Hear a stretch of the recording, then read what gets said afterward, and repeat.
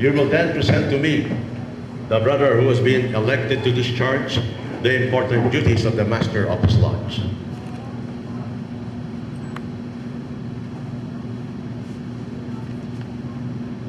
I take pleasure in presenting to you Brother Tristan Aris B. Diaz, who had been elected Worshipful Master of this Lodge for the ensuing Masonic year. Is it known that Brother Tristan Aris B. Diaz is well skilled in our ancient craft?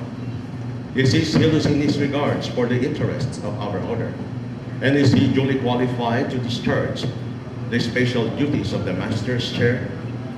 It is well known that he is all this Worshipful Master. The certificate vouching for his proficiency of our order is evidence that he is well skilled in our ancient craft.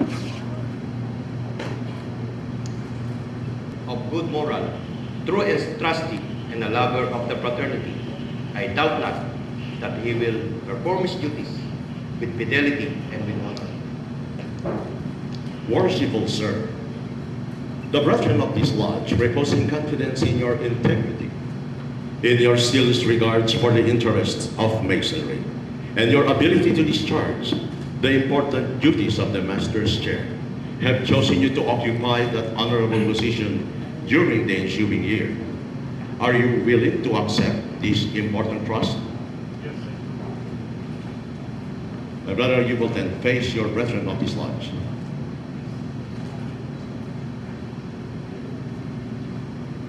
Brethren of Indang Lodge number 115, you now behold before you Brother Tristan Aris B. Diaz, who has been duly elected by this Lodge to be its master for the ensuing Masonic year, and who is now about to be installed.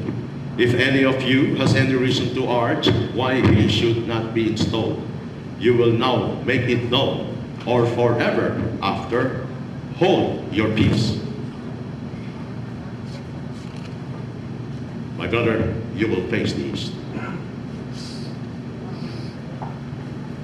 Worshipful brother, hearing no objection, I shall most cheerfully proceed to install you in the dignified and honorable position to which the suffrages of your brethren have called you, not doubting that the dignity of the Oriental chair will be well preserved in your keeping, and that the interests and welfare of your lodge may be safely confided to your charge.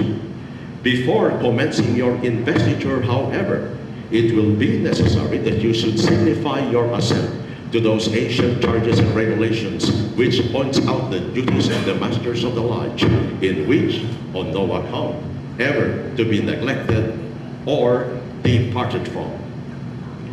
You will now be conducted before the altar. Gobernador Victor Eugenio, our District Deputy Grand Master of Masonic Region 4A, to give you the ancient charges and regulations.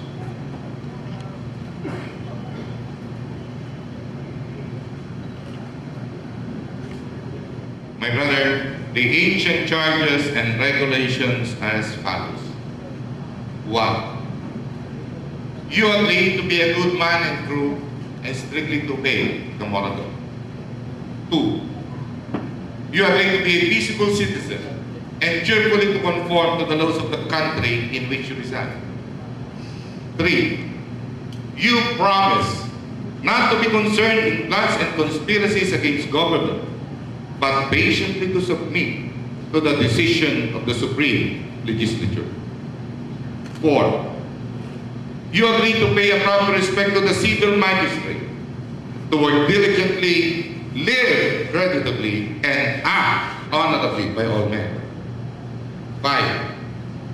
You agree to hold in veneration the original rulers and patrons of the Order of Masonry and their regular successors, supreme and subordinate according to their stations, and to submit to the awards and resolutions of your brethren when convened, in every case consistent with the constitutions of the order.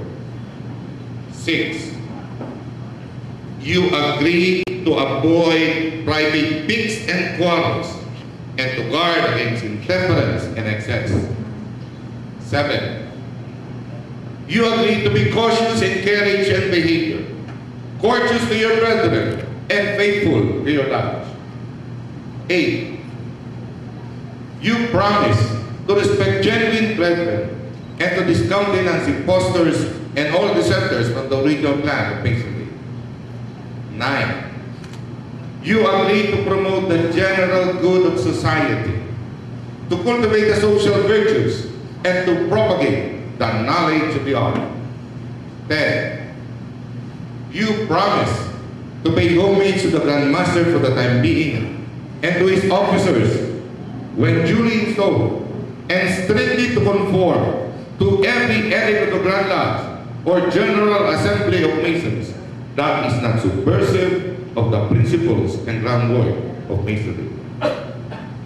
11. You admit that it is not in the power of any man or body of men to make innovation in the body of Masonry. 12.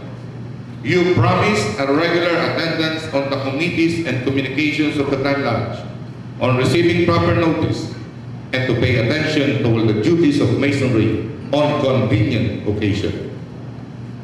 13.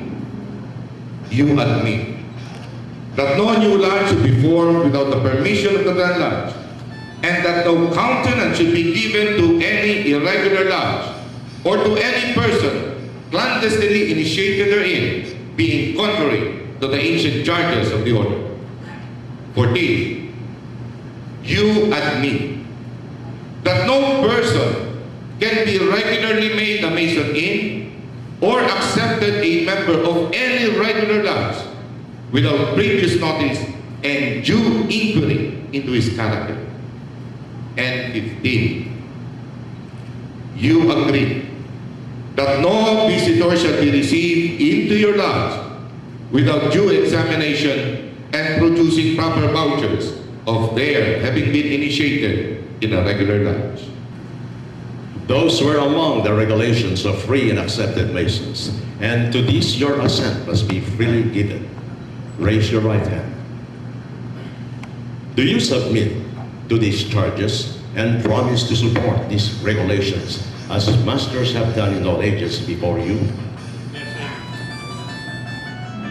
Then, my brother, in consequence to this assurance, and with full confidence in your capacity and zeal, kneel now on both knees. Place both hands upon the Holy Bible, square and compasses, to take the solemn vow of your office. Repeat after me. I do solemnly and sincerely vow I do solemnly and sincerely vow that I will maintain, support, and enforce the Constitution, edicts, laws and regulations of the most worshipful Grand Lodge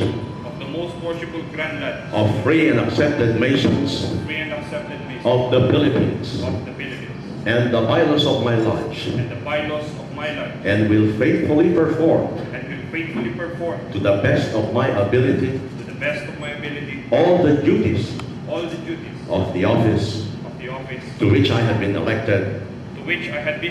So help me God. Amen. Arise, my brother. I will now install you Worshipful Master of Indang Lodge number 115. Worshipful Inspector, Master of Ceremonies, reconduct him in front of the East.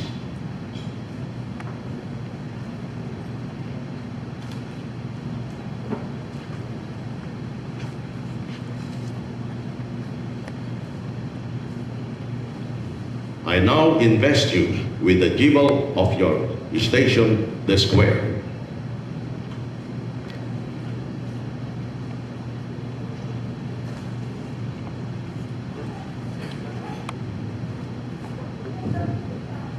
The square, my brother, is an emblem of morality. And as it is the special badge of the Master's office, it should constantly remind you that not only be precept, but by example you should promote good morals among the brethren.